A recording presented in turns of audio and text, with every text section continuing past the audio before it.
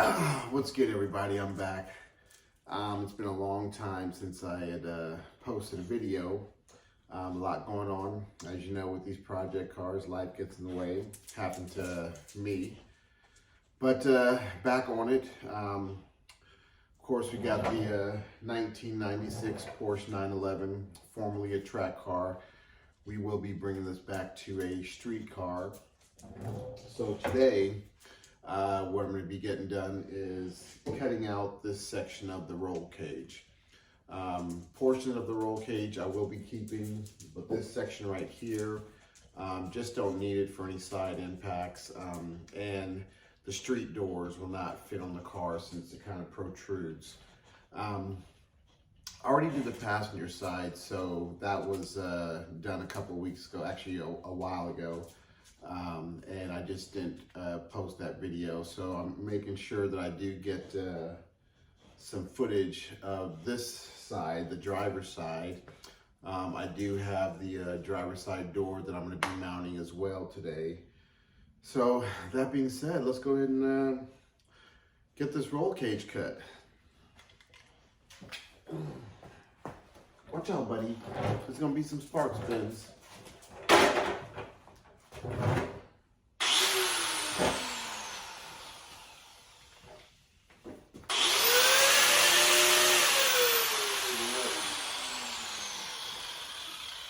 Before I get started, let me go ahead and make sure I've got all my protective gear on.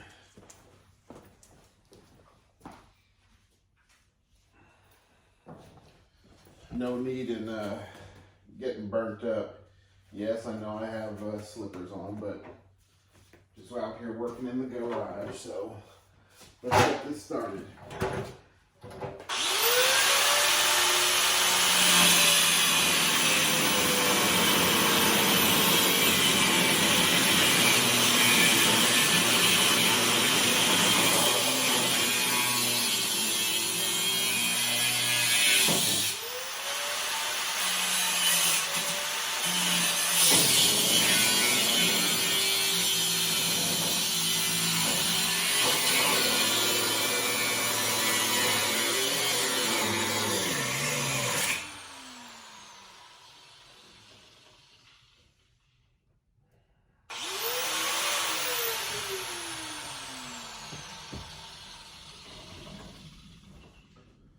Almost caught the little blanket on fire there. Good thing I've got plenty of fire extinguishers in here.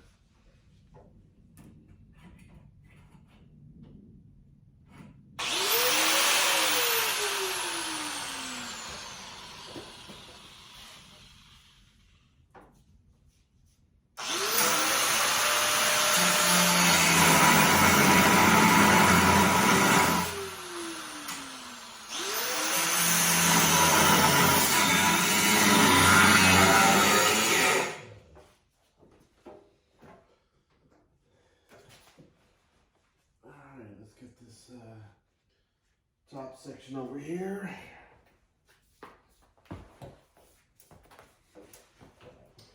And then we'll work on the bottom section here.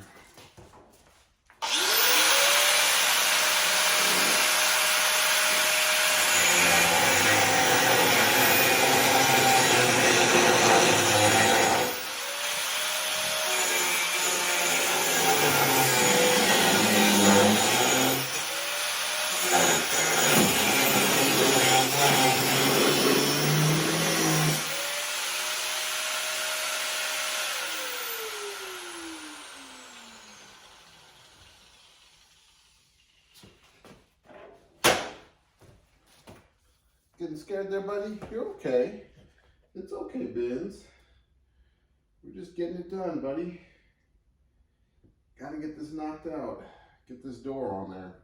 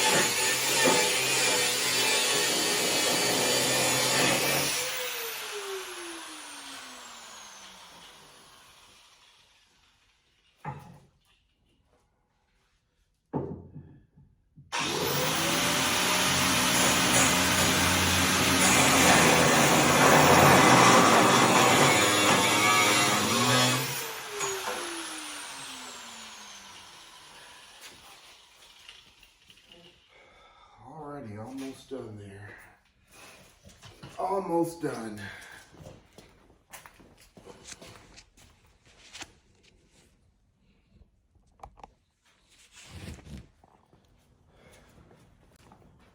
All right, we're back.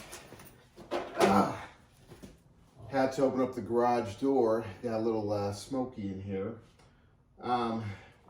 Got this piece cut out.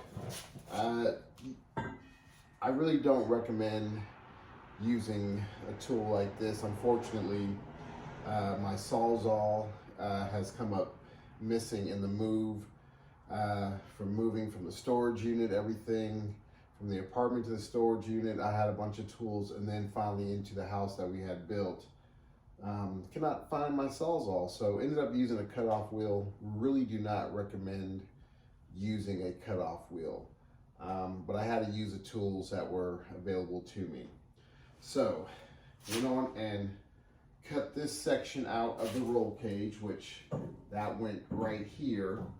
And if you can see, I don't know if you can tell, that bow right there is what was preventing the street doors to actually close all the way. So how to get rid of this. I am thinking about possibly reconfiguring this once I mount the actual street door. I might just have one side impact bar, probably a lower one, but of course it has to be welded in to this existing roll cage. So got this cut out. Now I'm going to go ahead and start mounting the street door, and I will just chug along here. It's actually going pretty good. So let me get the street door mounted.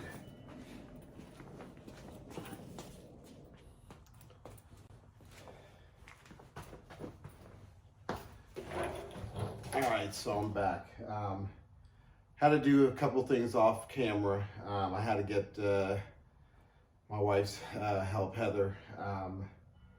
She didn't want to be on camera, so I stopped it, but I needed an extra set of hands to help me hang the door, get everything lined up. So I do have the bolts in there, just roughly hand tight. I do need to go ahead and tighten them down all the way, and then I can at least show you the street door that I have for this vehicle. So let me go and get this tightened.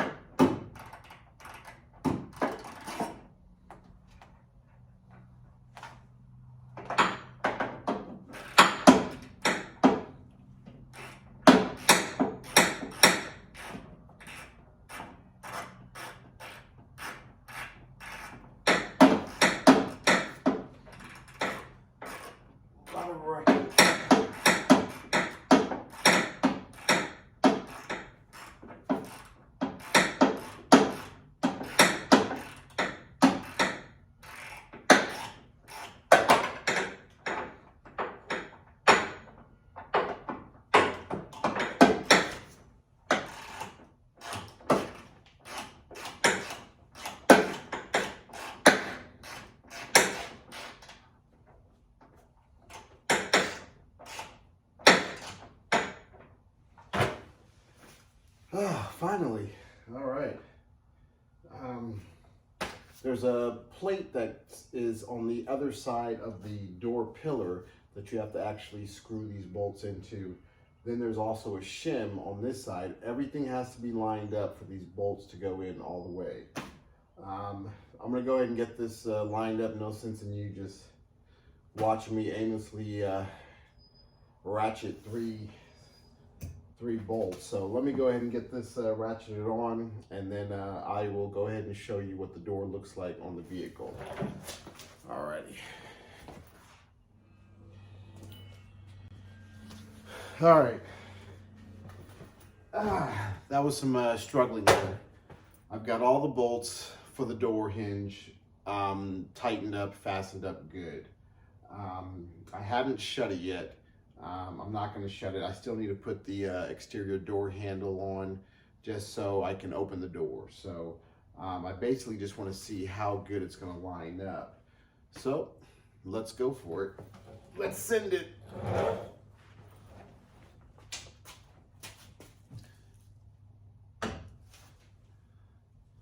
Looking good, looking really good. I like that. So I do have to take the door handle off, the mirror off of the other doors that were on here. I've got that over there. So, but it's looking really good. Lining up. And of course there's going to be some more adjustments to be made to it, but at least the door's hung. I'd already done the passenger side.